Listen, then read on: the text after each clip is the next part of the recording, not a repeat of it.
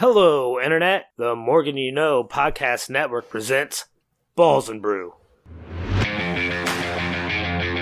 Welcome to another edition of the flagship sports podcast here on the Morgan You Know podcasting network. I am your affable host. My name is Rod Morgan. Joining me, my cast of characters who I like to talk sports with, much the same way you talk sports with your guys around the bar. That's why we call it Balls and Brew. Joining me is the producer of this podcast, the producer of every podcast on the Morgan You Know podcasting network, and the host for the rest of this program. It's Jimmy Jamriska. James, hello. Hello, Rod, and welcome to the NBA Fast Break, the fastest 15 minutes in the NBA. I'm Jimmy. That was Rod. And hey, Chris King, old man, thank you for staying up late with us tonight. How are you, buddy?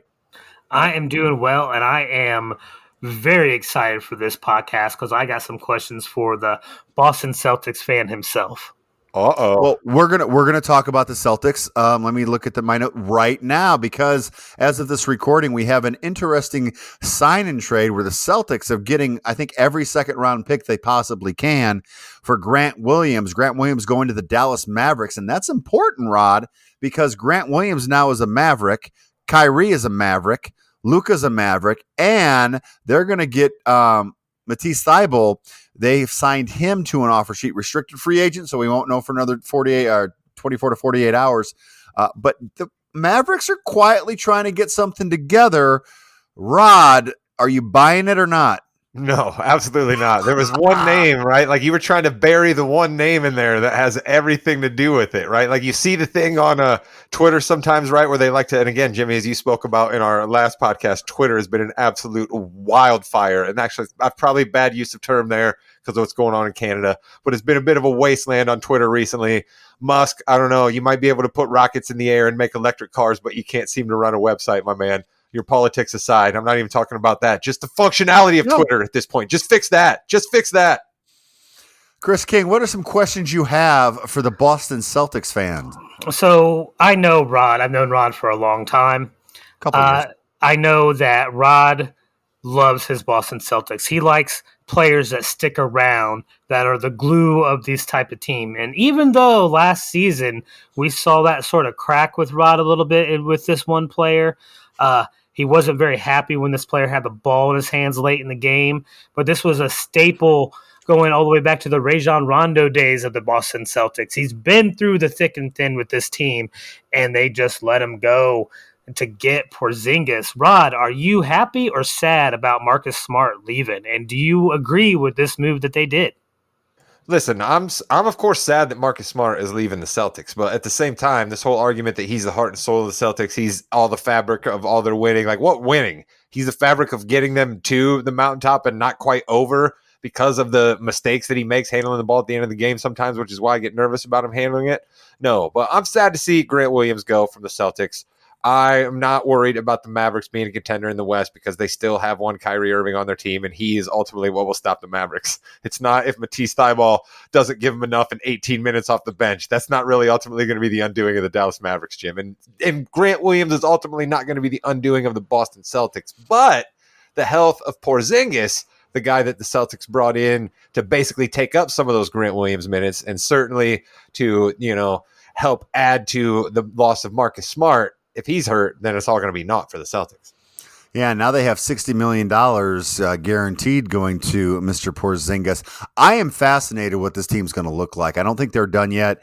It's going to be an interesting first couple of weeks of the season to see how they gel together, Chris. Yeah, listen, it's going to be essentially a new look Celtics, even though they still have Tatum and Brown.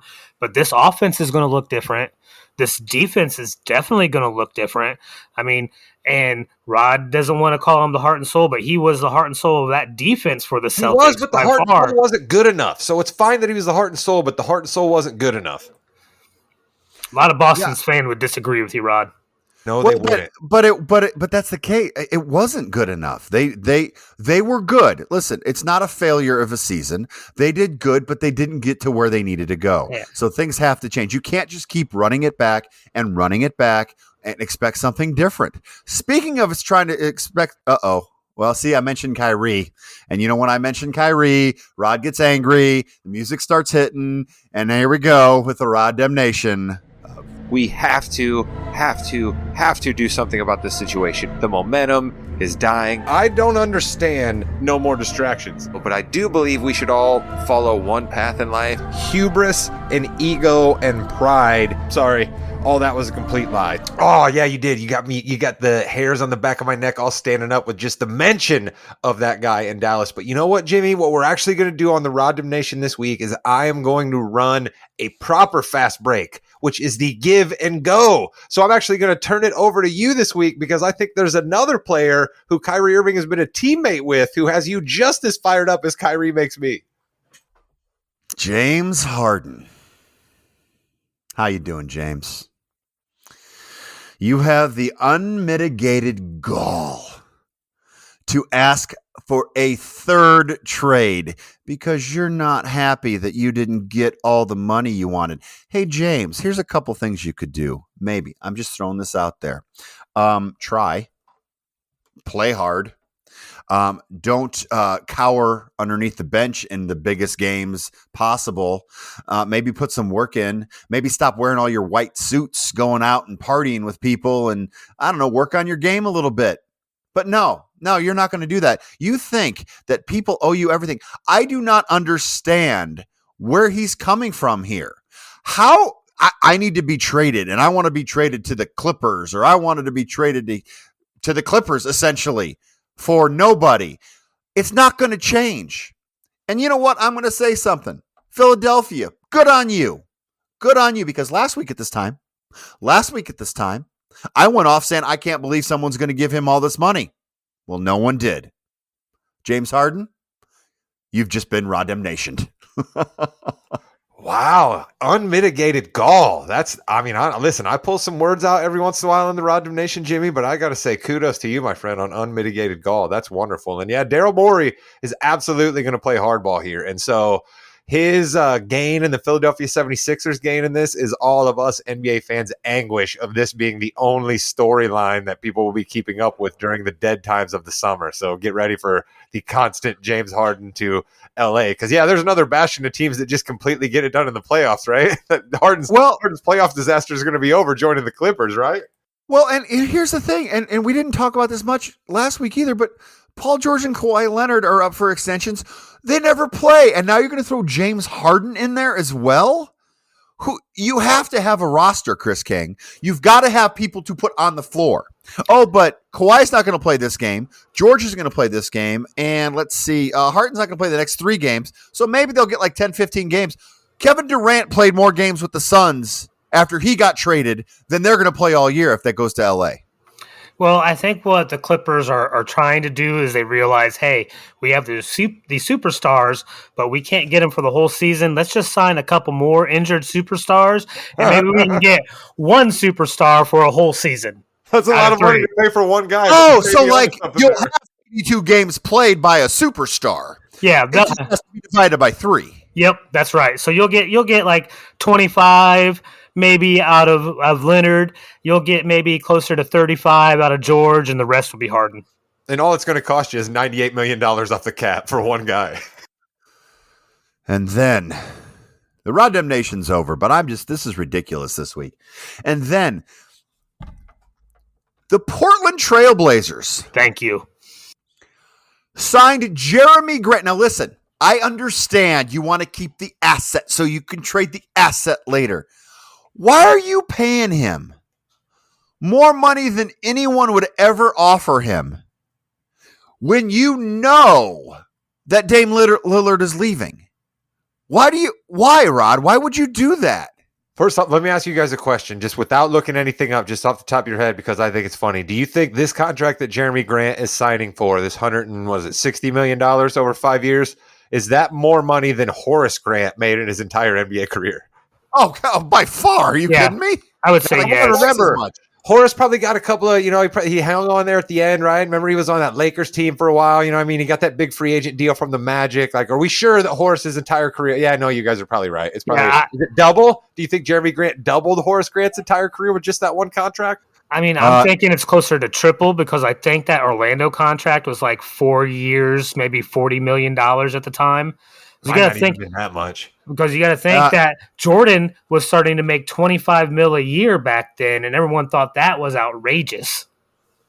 68 million was to Horace Grant's complete NBA earnings. Wow. So this guy's one contract. He trumped Horace Grant, who we all know was not a superstar, but a solid veteran contributor on many teams for quite a few years. This guy made $100 million more than him in just one contract, and he's going to do it in 5 years.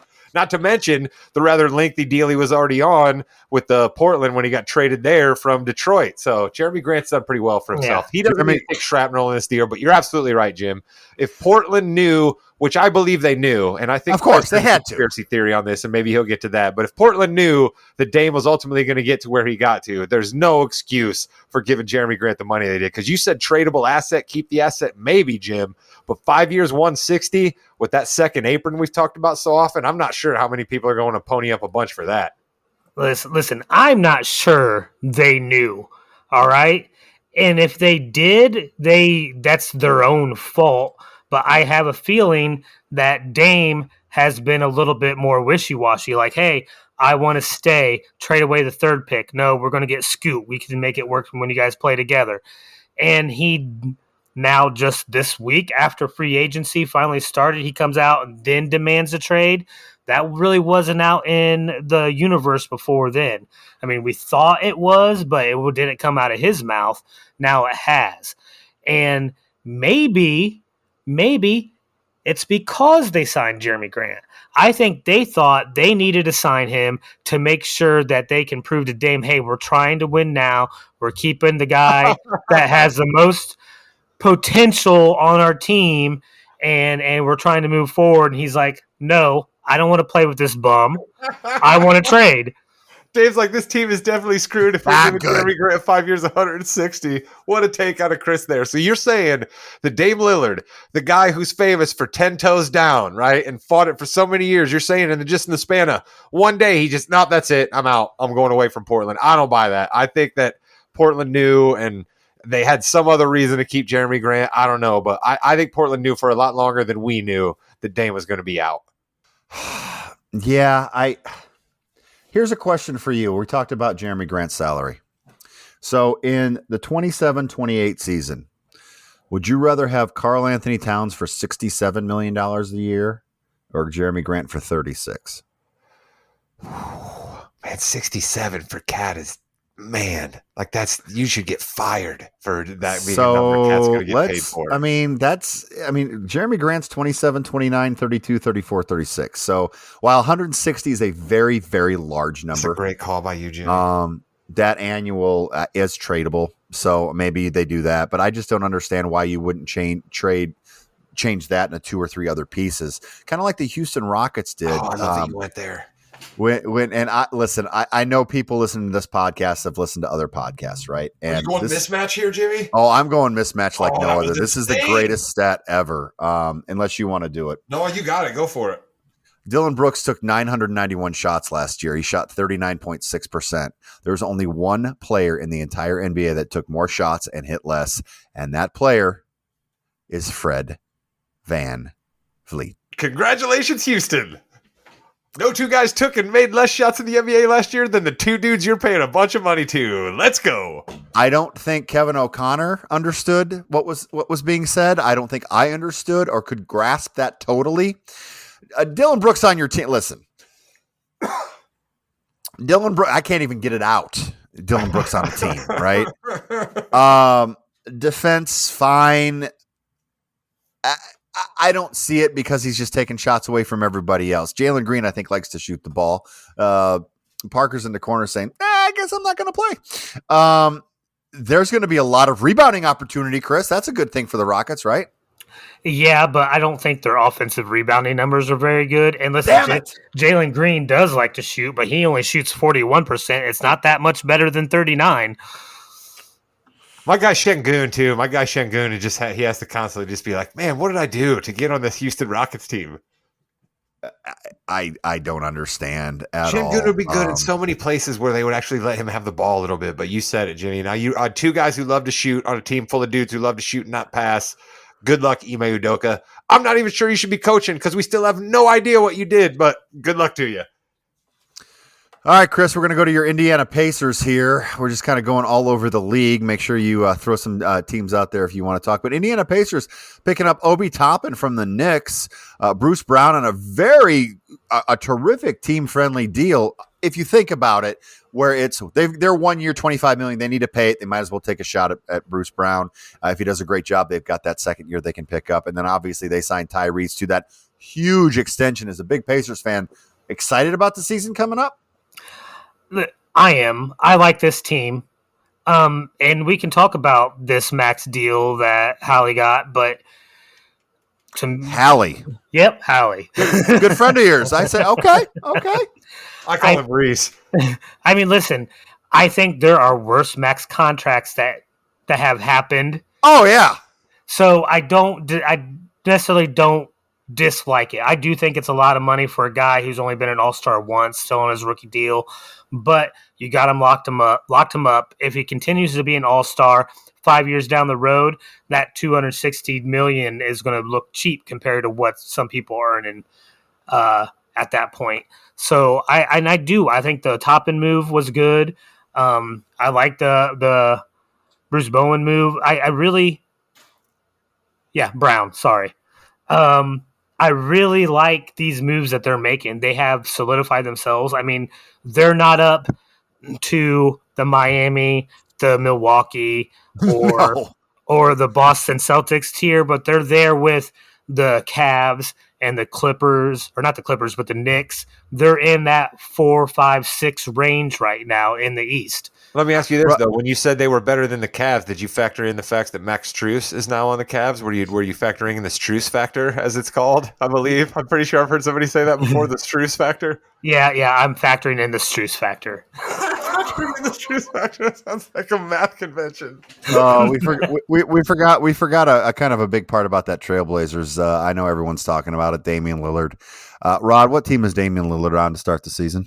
I think it's probably Miami. I really do. I think that Portland's going to look to do right by Dame. Sure, he doesn't have a no trade clause the way that Beal did, so he got to absolutely dictate where he's going. But come on, man.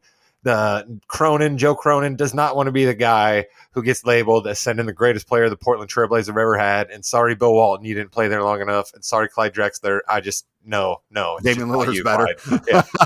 It's Damian Lillard. He doesn't want to send Damian Lillard to Utah. The Spurs or the Jazz or the Timberwolves. No, and listen, Riley gets these things done, right? He just like walks in with all those championship rings and he throws them up on a table like they're nuts and he just gets his way, man. He slicks the hair back. He looks like Gordon Gekko, Michael Douglas in Wall Street, and things just fall his way. I mean, it's the Heat culture, as Chris says all the time. Somehow Tyler Hero's going to end up in New Orleans, and it's just going to be like a 3-team trade or something like that. Philadelphia. It could be. Chris King, who do you think Damian Lillard is going to be playing for? It's going to be Miami. Miami has the pieces to make it work. Barely, but they have a lot of bodies they can throw at this trade. Like we talked about last week, they've already signed 8 undrafted free agents. So do you want a white American shooter? We got him down here in Miami. We'll send him your way. Duncan Robinson, you can have him. Tyler Hero, you can have him. I do think that they probably should have held on to Victor Oladipo a little bit longer to help facilitate this trade.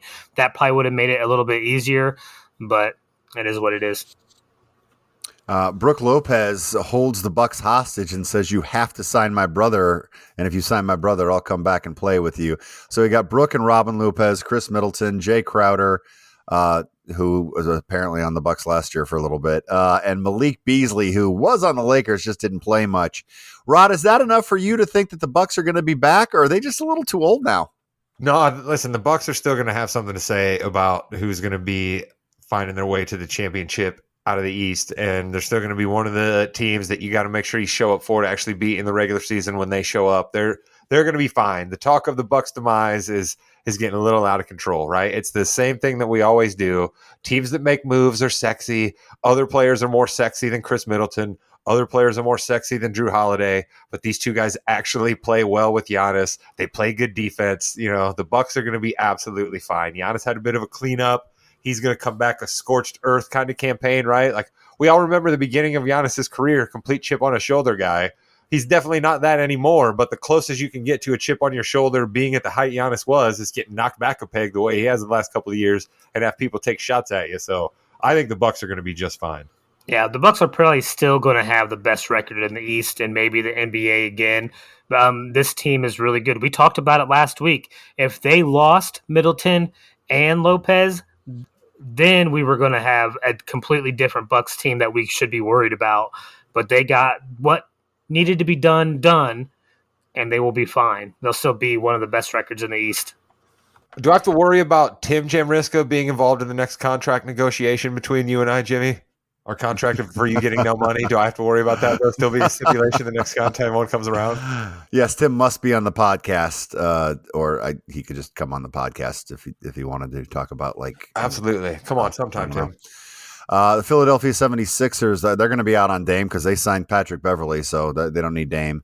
And Mo Bamba. No, I didn't hear that. That means the 76ers are set for the play-in. Wait, no, actually, That's not how it works. Pat Bev starts on a team, they sour on him, and he goes to another team, and he gets that team to the play-in. So the question is, Jim, what team will Pat Bev get to the play-in next year? Oh, he's going back to Minnesota.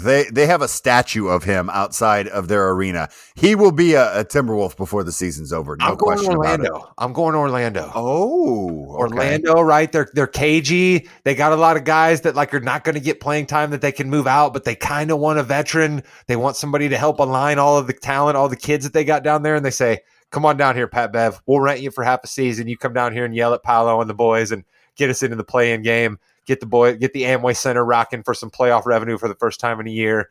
How about that for a call, Jim? Okay, all right, I like that, Chris King.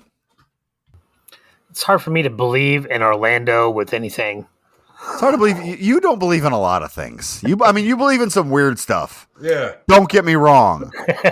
Weird. Way out there stuff. If we want to have conspiracy corner, Chris will regale us for hours and hours. But something we won't even have to turn on Chris our mics. He's going to start talking to himself. Orlando has a track record of being piss poor ever since. Shaq, Penny, T-Mac. Listen, all right. It's been over 20 years. Stan Van Gundy would like a word, Chris. All right, Stan Van Gundy would like a word. Okay. Yeah, Dwight Howard's like, hey, I did do some things good. Not many. JJ Redick would like a word, Chris. All right. Gilbert Arenas for that one magical season as an Orlando Magic would like a word. Listen, JJ Redick, it's all the words he needs on TV. Vince Carter, Chris. Vince Carter would like a word about his time in Orlando. All right. Tracy McGrady, exactly. Come on. Grant Hill. Wait a minute. Grant Hill never really played. Forget I said Grant. Jonathan Isaac. Oh, well, he never plays either. Oh, he's still on the team. Oh, weird. Have you bought your Cody Zeller Pelicans jersey yet, Chris? No, but I'm thinking about buying a Thomas Bryant Heat jersey. Oh, God. You knew he was going to make the deke for another Indiana player. And Cody, listen, all right? Don't go live in the French Quarter in a cool place like New Orleans just after being in a cool place like Miami and still continue to rock the horseshoe, Cody. Embrace it. You got no hair. Chris doesn't have any hair. He shaves his head. Shave your head, Cody. Stop making all of us Hoosiers look bad. Yeah. And finally, the Phoenix Suns have done a pretty decent job of getting that roster filled ridiculous. Out. Eric Gordon agrees to the veteran minimum. Bates Diop, Eubanks, Damian Lee. They've had a pretty good job, I think, filling out that roster, and people want to go there to play. But can everyone stay healthy is the key, and who's going to play defense? How far are they over that second tier tax bracket? They have destroyed the second tier because his philosophy is if you're $1 over, you're effed. So you might as well be $1 billion over. Yeah, I get that. Listen, he's a new owner. I can see he's trying to hey, let's put all our chips in this basket. Let's get it done. Let's bring a chip to Phoenix. But he's going to learn in a couple years this is not the way to run a business in the NBA. By that, do you mean listen to Isaiah Thomas, whose track record of running over the benches in the NBA is not good? Is that what you mean, Chris? Pretty stellar. I don't know if I'd be listening to listen, Zeke is one of my all-time faves. But I don't think you need to listen to a guy that single-handedly destroyed a basketball association. Ouch. ABA scored for Isaiah. Wow, that hurts. One last prediction from all of us. James Harden, I already ranted about him. I think James Harden, to start the season, will be a Philadelphia 76er because no one wants him. Rod.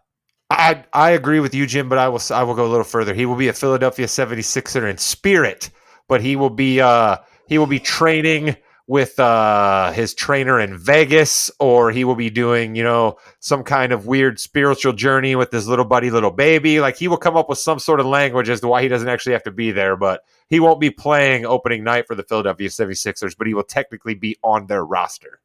Hey, Chris, I see the Trumpeteers warming up there, but that's weird. But before that, where's James Harden going to go? He's going to be in LA playing for the Clippers. I think that is the best. We talk about storylines in our other podcasts, the Yeah We Know podcast, part of the Morgan Unos Podcasting Network. You're in the ring with Jimmy, Rod, and Chris. We talk about storyline there. That is fascinating from a storyline perspective of what the heck that train wreck is going to be like. I would love for that to happen. But right now, what I would love to happen is hear Chris and the Kings Hardwood Hierarchy. For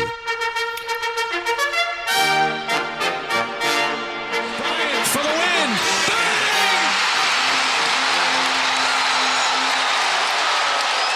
So we already talked about these a little bit, but we're going to talk about the max contracts, those $260 million contracts out there. Which ones are the best and which ones leave you thinking about it a little bit, all right? And there's really three guys I'm talking about: Anthony Edwards, Tyrese Halliburton, and then Rod's boy LaMelo Ball down here in Charlotte, all right? And I'm going to go to you guys first and see what you guys think of these, because you have a guy on his rookie deal that's not really proven, is an all-star but not really proven. You have Anthony Edwards, who's really becoming the man in Minnesota more so than Cat. And then you have LaMelo Ball, who hasn't played that much, but Charlotte seems to believe in him, and that's where we're at.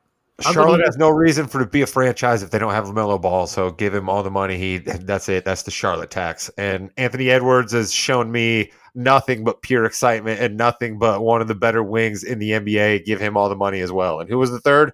Halliburton, yeah, Indiana tax. I mean, of course you got to give a guy that much money. I mean, we all love the Hoosier State here. We're broadcasting two of us from the Hoosier State. Chris is originally from the Hoosier State, we think, but Well, was it a state though when he was here? Listen, it could have been the Midwest territory at that point, but it's kind of up in the air.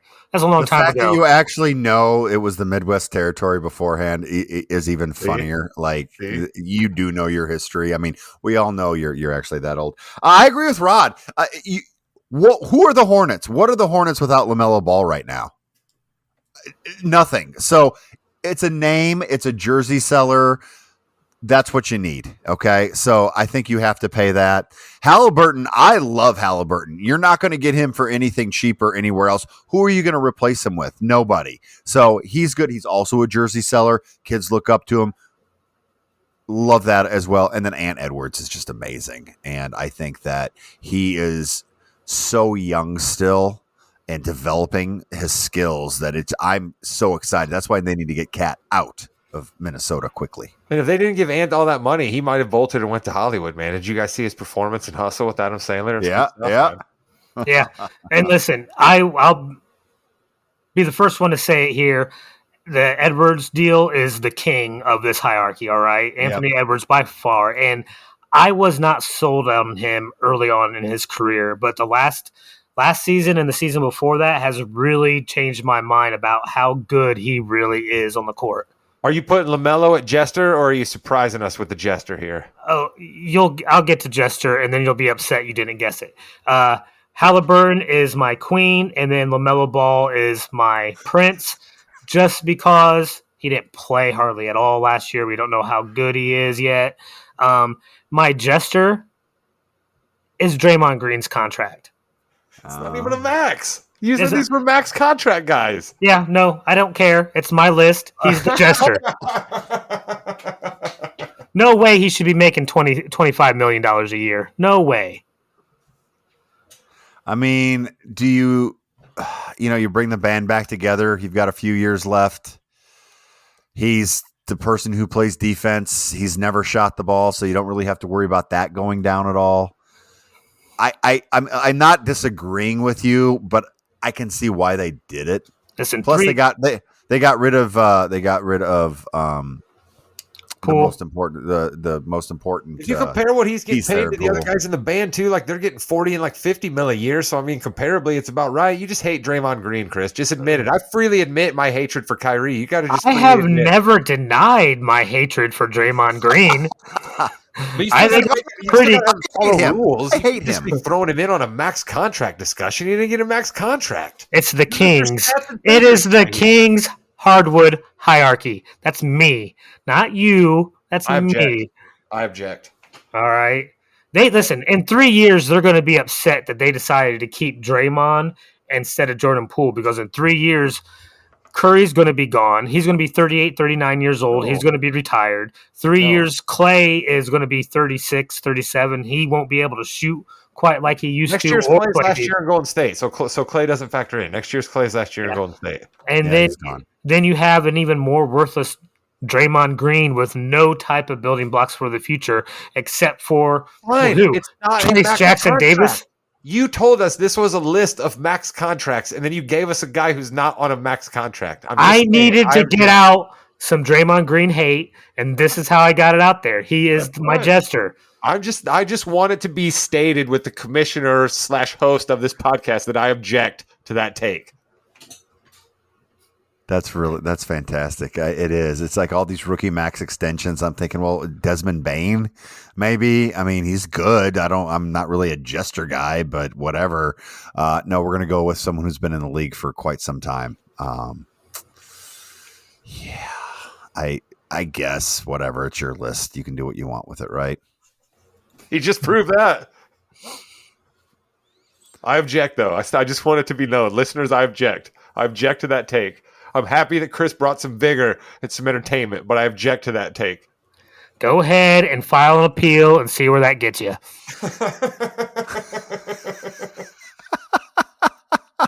I mean, in that case, it's like $54 million for Harrison Barnes. He's the jester. Right. Rui for 51. He's the jester. Lopez got 24. Karis LeVert for 32. Are you kidding me? D'Angelo Russell got like 18 a year. There's a lot of jesters there.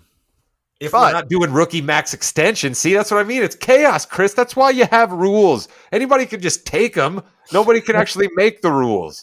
It's chaos in the NBA. It's chaos on the fast break. It's chaos on the fast break. We love this. You've been listening to The Fast Break on the Morgan Podcasting Network. We are part of Balls and Brew. We'll get to some Balls and Brew coming up here in the next couple of weeks for sure. We've got the All-Star game. We've got NFL preseason stuff, so I can kind of slip away for a little bit in the background when Rod and Williams take over, and I can be wrong on all of my predictions. Very excited about that. Chris King, anything before we go? Wait a minute, Jimmy. We got to tell them about something else that we got cooking here in the middle of July on the pop culture arm of this podcast. The Morgan Podcasting Network will be coming at you with the originator, the debut podcast that launched it all. We have a Mission Impossible themed podcast, one about movies, one about music. We're going to do one coming out before the Mission Impossible movie, and then we got one coming out after the Mission Impossible movie. Get ready. They're going to be fun. Goodbye, Internet.